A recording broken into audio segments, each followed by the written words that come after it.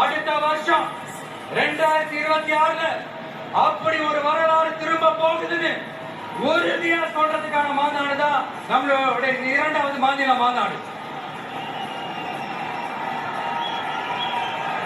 விக்கிரவாண்டி வீசாலே நம்மளுடைய ஃபர்ஸ்ட் மாநாடு நடத்துறோம், வெற்றி கொள்கை திருவிழா.